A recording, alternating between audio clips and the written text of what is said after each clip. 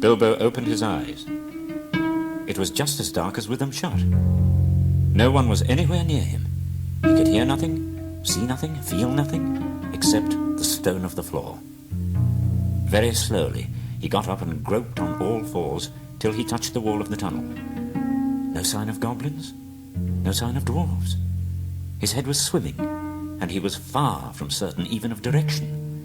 He guessed as well as he could, and crawled along till suddenly his hands met what felt like a tiny ring of cold metal lying on the floor of the tunnel. It was a turning point in his career, but he did not know it.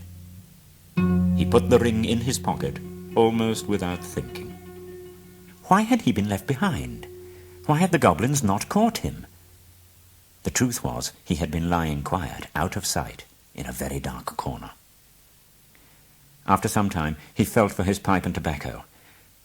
They were there. Slapping all his pockets and feeling all round himself for matches, his hand came on the hilt of his sword, the little dagger that he had got from the trolls. He drew it. It shone, pale and dim, before his eyes. Somehow he was comforted. So it is an elvish blade too. And goblins are not very near, and yet not far enough. Shall I go back? No, that's no good. Sideways? Impossible. Forward? Only thing to do. On we go. So up he got, and trotted along with his little sword, his heart all a pitter and a patter, until, suddenly, without any warning, he trotted splash into icy cold water. He stopped, and he could hear, listening hard, drops drip, drip, dripping from an unseen roof into the water below. There was no other sound.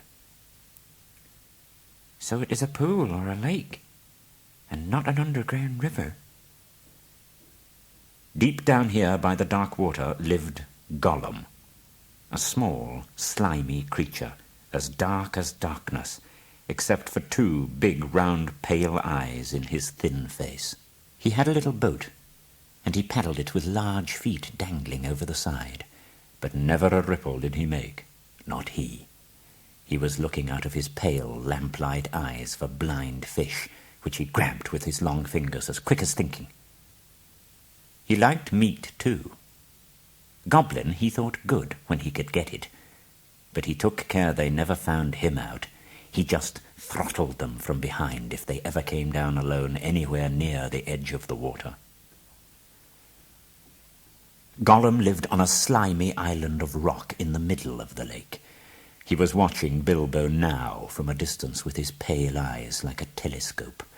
Bilbo could not see him, but he was wondering a lot about Bilbo as he slowly paddled his boat toward him. Suddenly up came Gollum and whispered and hissed, "Bless us and splash us, my precious. I guess it's a choice feast, at least a tasty morsel it'd make us." Gollum? And when he said Gollum, he made a horrible swallowing noise in his throat. That is how he got his name, though he always called himself my precious.